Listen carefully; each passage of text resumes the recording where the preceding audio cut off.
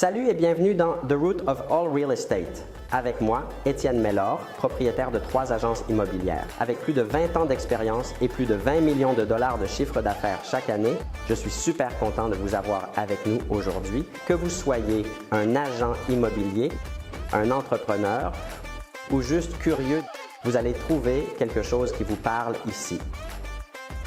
Si vous êtes prêt à foncer, saisir de nouvelles opportunités, vous êtes au bon endroit. Bonjour, vous écoutez The Root of Real Estate avec Michel Jeannot et Étienne Mellor. Ce que je voulais, c'est parce que comme je ne savais pas trop ce que tu voulais faire, je me suis dit c'est peut-être intéressant de parler des zones inondables. Sure. Les maisons qui sont situées dans les zones inondables, c'est quoi les inconvénients? Parce que j'ai eu une petite expérience récemment là-dessus. C'est un ami, puis j'ai dit, on va vérifier si c'est une zone inondable. De fait, c'en était une. Là, j'ai dit, ben là, il faut regarder pour ton hypothèque, il faut regarder. Et finalement, il n'a pas acheté parce que il n'est pas capable d'avoir une hypothèque, puis il n'est pas capable d'avoir d'assurance. Parce que la propriété est située dans une zone inondable. Qui est la 100 ans, les Oui, nouvelles... qui est dans le 100 ans. Fait que si c'est 50, c'est correct. Ben, non, même pas. C'est le zéro. contraire. Ils C'est veulent 50. pas. OK. Ils veulent pas du tout. Il n'y a personne qui veut l'assurer. Fait que ça diminue la valeur de la maison. Pourquoi c'était quoi l'attrait de cette propriété-là en Bord de question? l'eau. Bord de l'eau, bord du Richelieu. Le terrain a été rehaussé, mais quand même si le terrain a été rehaussé, lui, en fait, il ne pouvait même pas avoir d'hypothèque, même pas d'assurance non plus. Fait qu'il n'y a personne qui va financer une propriété. Exactement. Exactement. Qui tombe dans le... Qui tombe dans ça. Fait que c'est majeur. Mais combien qu'il y a de propriétés? Je ne sais pas, mais... Je te pose pas vraiment la question, ouais, je me pose la question, mais oui. combien qu'il y a de propriétés? Bien, il y en a plusieurs. Oui, je sais, toi, tu habites à l'Île-Bizarre. Je ne sais pas si tu es dans la zone. Pas moi personnellement, parce que mes voisins alentours, je sais qu'il y a eu une carte qui a été faite. Elle vient de sortir ou elle va sortir sous peu, là. Mais la ville même, ils ont... parce que dans ce cas-là, nous, on avait même parlé à la ville. Puis même la ville disait, ah, bien, si vous voulez transformer une pièce en autant que vous augmentez pas l'assise de la maison, vous allez être correct. Mais finalement, pas d'hypothèque, pas d'assurance. Bien, il y aurait de l'assurance feu, mais même à ça, après, il n'est même pas sûr qu'il pourrait reconstruire. Fait que tous ces gens-là, finalement, ça va être très difficile de vendre. Ou pratiquement impossible, à moins que quelqu'un veuille... Cash. Bien, c'est ça.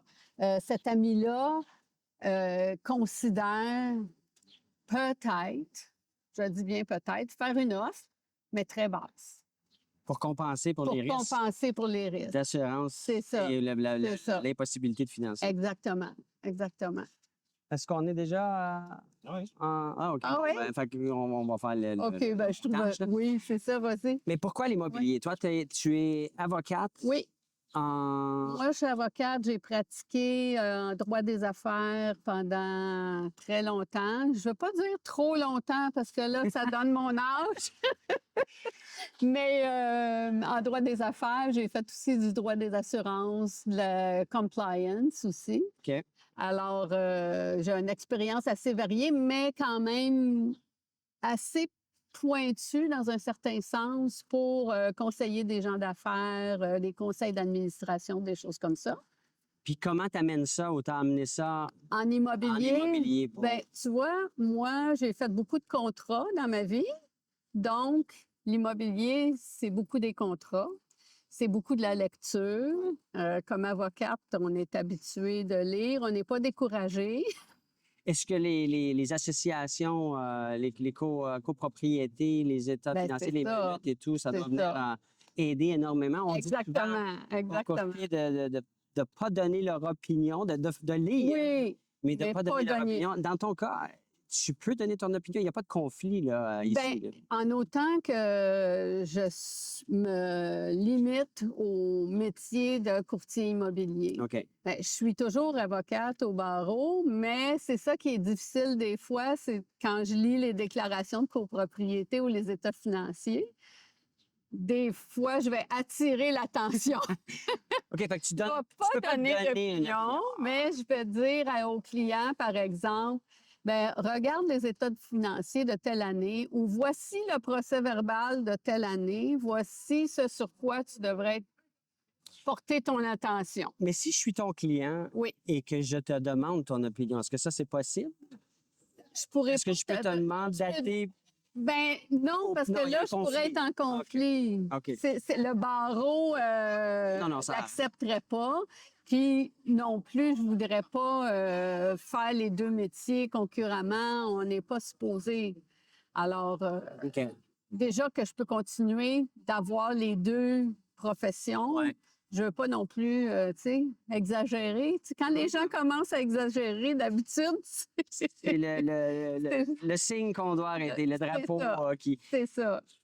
Fait que pourquoi l'immobilier? Comment que c'est Ben, venu? justement, contractuel, le côté contrat, le côté aussi rencontrer des gens, parce que là, je me disais, je veux plus vraiment faire de droit parce que c'est beaucoup, beaucoup, beaucoup de... Pas que c'est beaucoup de travail, c'est très intéressant. Je te dirais que c'est le métier à peu près le plus intéressant, mais qui est très prenant.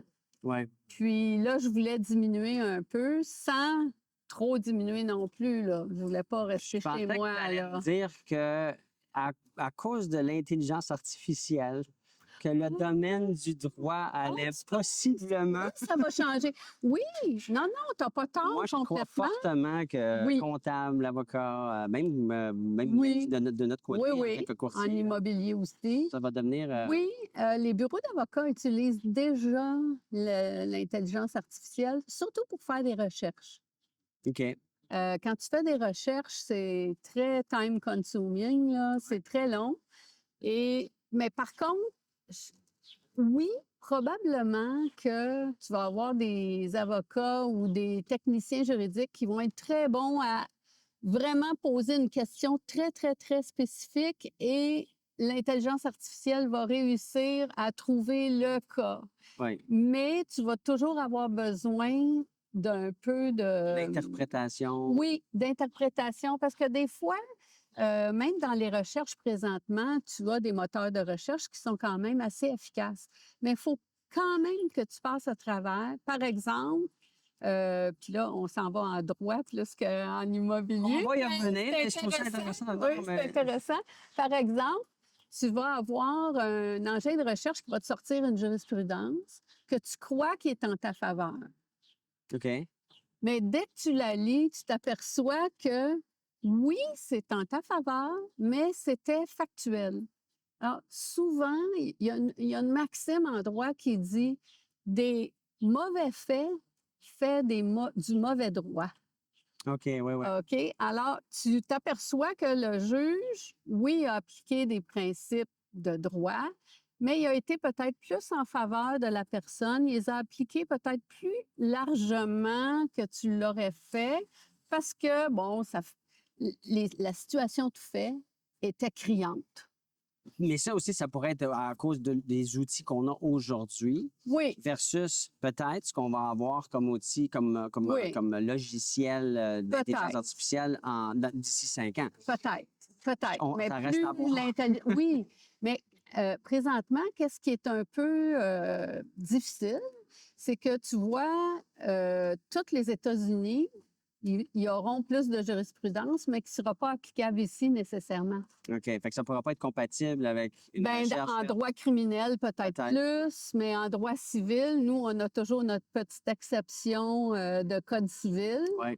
Fait qu'on serait peut-être plus comparable avec la France dans certains domaines. Fait que la base de données qui serait recherchée. Serait accessible. Oui. Il va y en avoir plus pour les Américains. Il y a plus de population, là, t'sais. Fait que l'immobilier, c'est venu indirectement, finalement? Bien, indirectement. J'en ai fait au début de ma pratique. OK. Et puis, je me suis dit, ah, ça va être intéressant l'immobilier parce que dans le fond, c'est du contractuel. Il y a beaucoup de lectures, notamment dans le marché des condos. Je serai bien placée pour regarder ça. Ça ne m'embêtera pas. Fait que, Puis comme défi, là, dans le fond, ben, le défi- c'est quoi ton plus gros défi? Là, mon plus gros défi, des fois, c'est de mettre de côté ma formation d'avocate. Sérieux? Parce que des fois, je regarde les contrats qu'on a à faire signer, puis je me dis, ah, c'est bien trop compliqué pour rien. Pour le scénario. Mais ça, c'est parce que Oui. c'est probablement pour essayer de simplifier pour le Tout à courtier fait. Tout à qui est fait. moins connaissant. Oui, tout à fait. Mais tu sais, je me dis, des fois, je me mets à la place du client, puis je me dis, oh mon Dieu, qui comprend toutes les clauses? C'est très rare Ouais. que les clients comprennent toutes les clauses. Puis ça, je trouve ça un peu dommage, dans le sens que ça pourrait être un petit peu plus simple. Mais qu'est-ce qui est simple, des fois, c'est pire que qu'est-ce qui est compliqué. Tu sais, le diable est dans le détail. Ça vient-tu souvent arriver que tu vas écrire une clause ou Oui. penser à des clauses Oui. que peut-être moi, je ne Oui. penserais pas à ça? Oui, parce oui, que- oui, oui, oui, oui. Fait que tes clients vont bénéficier D'une capacité de rédaction, disons. pas mal plus grande et Peut-être. poussée que moi, je pourrais dans le sens. Peut-être, mais en même temps, ça fait. Je trouve que ça peut faire peur, Oui. ça, parce que tu n'es pas nécessairement au courant. Tu sais, je me tiens plus nécessairement au courant de la jurisprudence comme je le faisais quand j'étais en pratique. Fait que ça peut arriver que je rédigerais une clause qui aurait été déclarée moins applicable par OK. un juge à quelque part. Fait que je fais attention. OK. Ce que je fais, c'est que je regarde beaucoup les modèles de clauses, par exemple, que l'OACX met sur Standard. son site. Ouais. Puis, ben, des fois, je les bonifie un peu. Non, mais c'est un grand avantage pour Oui. tes clients, Oui. c'est sûr. Oui, oui. Pour aller, si on parle de côté développement d'affaires, comment tu as commencé? Comment tu es allé chercher tes premiers clients? C'était-tu C'est toujours mon réseau. ton réseau? Toujours mon réseau. Est-ce qu'il Toujours, est toujours. grand? Est-ce qu'il... Non, il n'est pas très grand, mais quand tu pars en business, là, n'importe quel business, c'est au minimum 3 ans. Fait que je m'attends pas à avoir des pléthores de clients les Non. 3 premières années. Normalement, la 4e année, tu commences à avoir du bouche à oreille, un client que tu as représenté qui te revient. Fait que ça vient de ton expérience en Oui, affaires parce avec... que j'ai déjà été à mon compte, OK, puis c'est minimalement 3 ans. absolument. Puis je dis ça à tout le monde. Mon cousin était découragé. Il partait une petite entreprise comme comptable. Puis j'ai dit non, décourage-toi pas, reste confiant. Je te le dis, ça va prendre 3 ans. Puis tu vois, là, il est dans sa 5e année. Puis là, ça va super bien. Fait que c'est la même chose Ouais. dans Ben, moi, je pense que c'est l'immobilier. n'importe quoi. Absolument. Ben, il y a des statistiques aussi. Là, Ah oui? Dans le 5 ans, les entreprises, généralement, par petites entreprises, Ouais. travailleurs autonomes, 87 vont lâcher dans les Exact. premiers 5 ans. C'est plate parce que c'est là après qu'on a ça Le devient plus bénéfice de facile. tes efforts. Exactement. C'est ça, c'est ça. Pour ce qui est du futur de l'immobilier, Ben, alors on écoute. parlait d'intelligence artificielle. Toi, tu Ouais. le vois, parce que là, tu le vois d'un œil de différentes expériences. Je suis optimiste dans le sens que je pense que l'immobilier, c'est cyclique. De la même façon que, parce que quand j'ai œuvré en pratique privée, j'œuvrais dans certains domaines, dont les minières. OK. Et puis, les minières, c'est cyclique, c'est 10 ans. C'est pas compliqué. C'est Tu 10 ans. vois Fait que moi, je vois l'industrie, l'immobilier pareil, parce que je me dis, ben là... par rapport à l'immobilier- l'économie, cyclique par rapport Ouais. à... Ben, oui, ça peut être par rapport à l'économie. Mais tu vois, comme dans les minières, c'est un cycle de 10 ans parce qu'à un moment donné, la matière première devient trop chère ou pas assez chère. En général, c'est plutôt pas assez cher. Et puis là, ben, les minières diminuent leurs opérations. Ils ferment jamais, mais ils diminuent leurs opérations. Puis quand le marché revient à un coût acceptable, bien là, il remonte. Alors, moi, je pense que c'est la même chose. Là, on a des frais d'intérêt que les gens trouvent outrageux, malgré que ma génération, on trouve que c'est pas cher du tout. Ben, Parce comparativement que j'ai aux payé années, du 15. ouais, des années 80, Oui, à peu près. les 80. C'est ça. Puis j'étais très fière de payer du 15 parce que ma voisine payait du 22. Ben, Je c'est me toujours en trouvais perspective. vraiment intelligente. Mais Il faut regarder, il faut le mettre dans le contexte. Fait que là, exactement. on est on serait où dans le cycle? Moi, je pense qu'on est dans un cycle plutôt bas pour 2 raisons. Les hypothèques, les gens ont la perception que c'est trop cher et aussi les prix de l'immobilier sont trop chers. Mais ils sont selon trop moi. chers comparativement à quoi? Comparativement à ce que les gens peuvent acheter, se permettre, et comparativement aussi à, disons, avant COVID. Parce que là, on se compare toujours année sur année. Oui. Bon, quand tu investis, par exemple, dans le marché des valeurs mobilières, est-ce que tu vas comparer juste un an? Non, tu vas aller chercher ton graphique 10 ans, puis tu vas regarder, si tu fais un petit peu d'analyse de marché par graphique, tu vas regarder à peu près le centre où il est. Puis en immobilier, on dirait qu'on oublie ça. C'est comme, par rapport à l'année passée, par rapport à mois passé, trimestre passé. Moi, je dis qu'on analyse beaucoup trop court terme. Et pas assez long terme. C'est ça. Puis les gens se sont fait une idée qu'ils pouvaient vraiment faire un très bon profit. Mais tu sais, c'est un swap. À la fin de la journée, Ouais. il faut que tu rachètes quelque chose d'autre. Mais C'est un quand on swap. regarde aussi, moi j'aime regarder les marchés, peut-être pas les comparables, mais les Toronto, les autres provinces, les grandes villes finalement, Oui. et voir, ben OK, où on se situe, nous, par rapport à C'est sûr Toronto, qu'on n'est pas Calgary, cher. Vancouver, c'est C'est quand ça. même... C'est sûr qu'on n'est pas cher. Mais Vancouver, je pense pas qu'on peut le comparer à Montréal. On ne peut pas le comparer de façon directe, mais C'est ça. on peut regarder et se dire, ben, au Canada, si on Ouais. veut vivre dans une ville comme Montréal ou Ouais. comme Toronto, je vais comparer, c'est qui est pas mal plus ouais. gros, mais c'est quand même très, très Oui.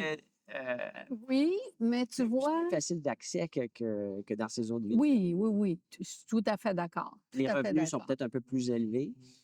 Toronto vraiment. a des revenus un petit peu plus élevés.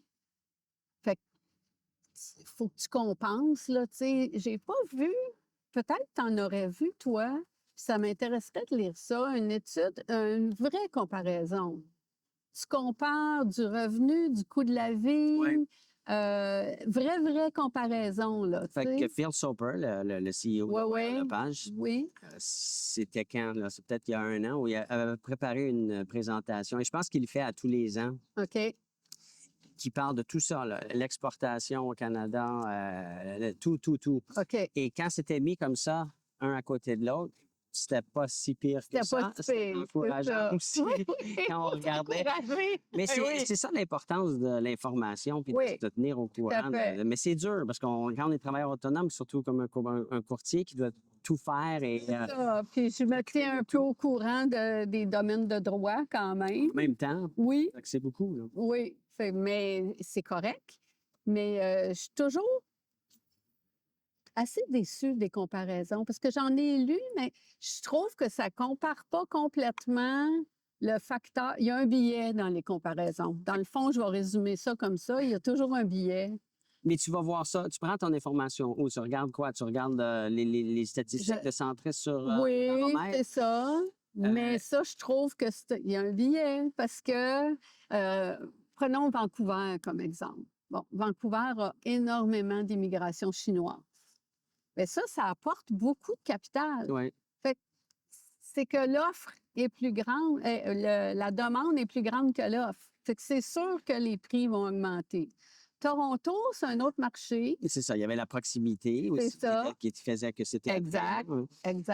Puis Toronto, c'est un autre marché, qui est un marché encore quand même beaucoup d'immigration, parce que le Québec, on a quand même, j'aime pas ça dire ça, une particularité avec le côté francophone, que les gens peut-être tiennent pas compte assez parce que ça donne une autre qualité de vie.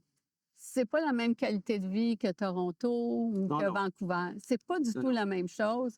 Fait que la langue a un facteur particulier sur la culture et il y a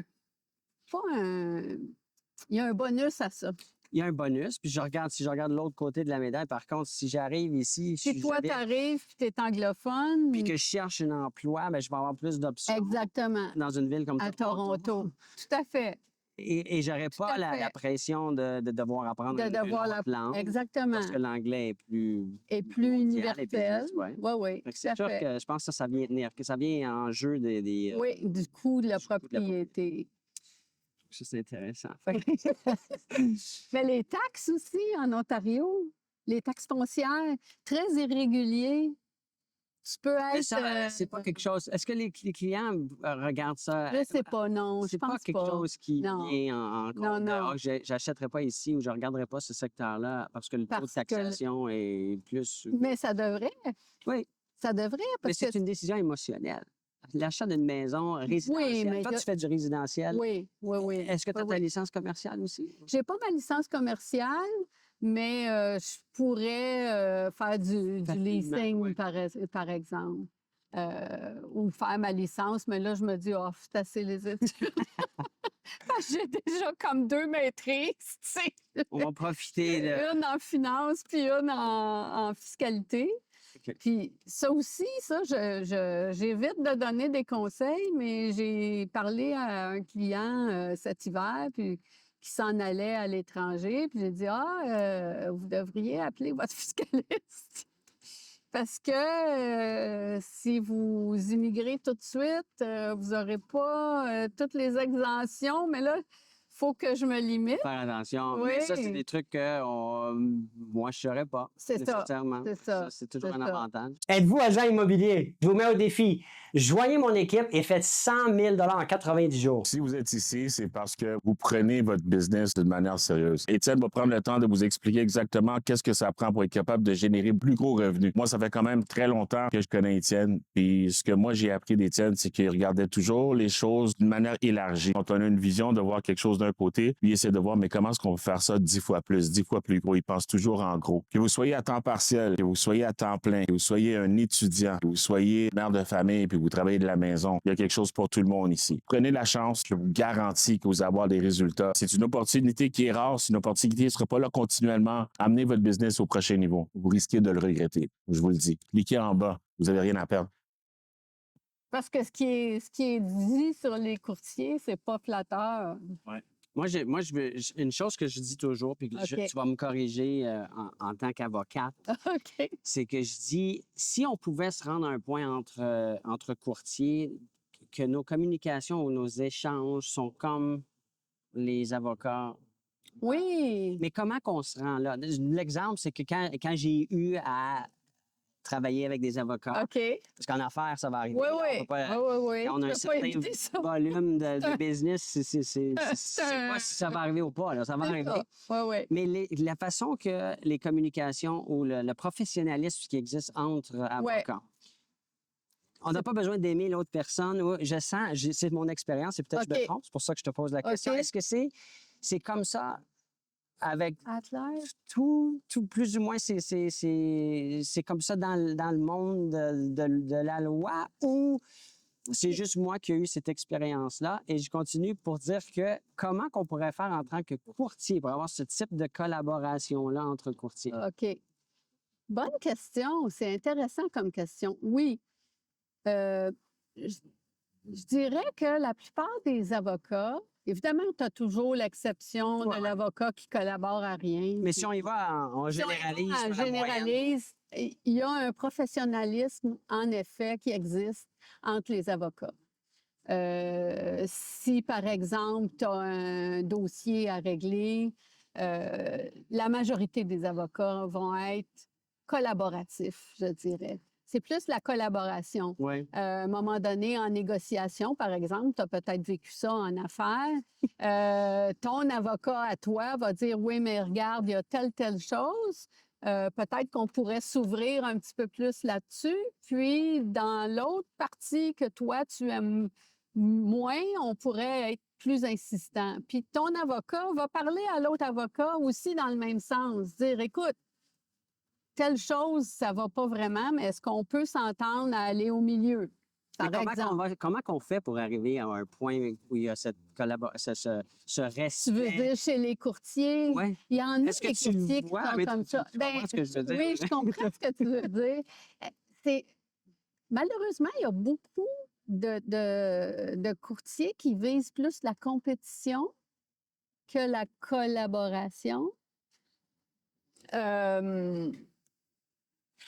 Mais Comment on c'est fait? parce qu'il y a Moi, je trouve qu'il y a toujours un pas que tu dois faire vers l'autre. Oui. Puis tu attends que l'autre fasse un pas vers toi. Mais est-ce que c'est le niveau d'éducation qui explique? Probablement. Non, mais on peut, je veux dire, c'est pas une critique ou... Non. C'est probablement le fait que quand tu fais ton cours de droit, tu as quand même 4 ans de drilling. Tu es drillé sur faut que tu sois professionnel, OK. faut que tu connaisses ton affaire. C'est discuté, c'est... Ben, à mon époque, oui. Peut-être pas, peut-être Peut-être plus moins aujourd'hui, maintenant, mais je pense je que sais oui. pas, mais oui. Oui. C'est la même chose d'autres professions, comptables agréés, où il y a un niveau que les professeurs, disons, vont exiger de toi. Fait que ça Et- devrait être dans l'OACIQ et Oui. la PCIQ aussi, Oui. devrait Oui, mettre plus oui, d'emphase comme le là-dessus. collège L'Immobilier, qui est un très bon collège, mais peu d'emphase, puis c'est pas une critique, là, mais moins d'emphase sur peut-être l'aspect collaboration entre courtiers, l'aspect de négociation entre courtiers qui pourrait être grandement bénéfique pour les deux Et parties. ça l'améliorerait la La perception du perception, public tout à fait. du travail d'un courtier et, Oui. et de leur expérience. Parce que souvent, et tu l'as sûrement vécu déjà, là, la frustration vient avec le fait d'essayer de collaborer ou de rejoindre ou de demander Ah, une ouais. visite ou de savoir qu'est-ce qui Ouais, se passe. ouais, Et là, ouais. ça devient, Ouais. ça se développe Oui. en une expérience terrible pour le client qui Tout à pense fait. que c'est nous qui...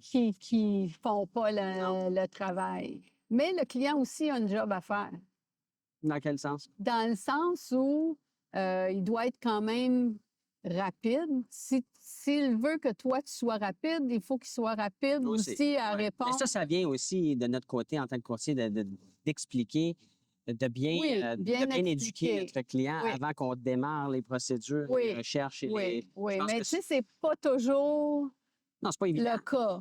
Pas toujours évident, je Mais trouve. ça devrait faire partie Ouais. de notre séquence d'événements. Oui, Notre mais où, tu sais, le client qui a des attentes beaucoup trop élevées par rapport au marché, c'est difficile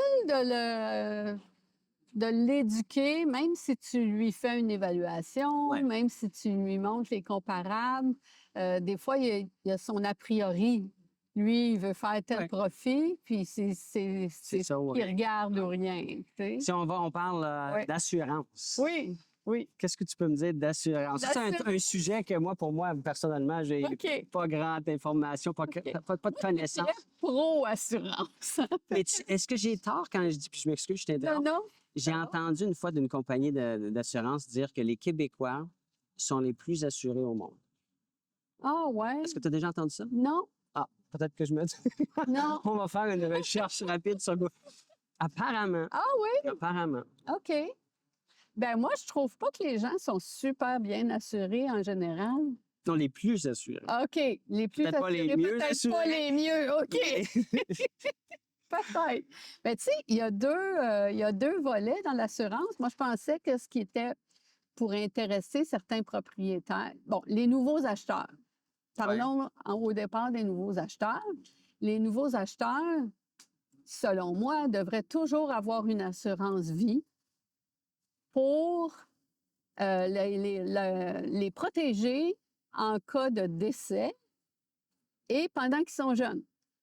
Pendant qu'ils sont jeunes, l'assurance vie coûte pas cher et tu protèges ton assurabilité pour toujours.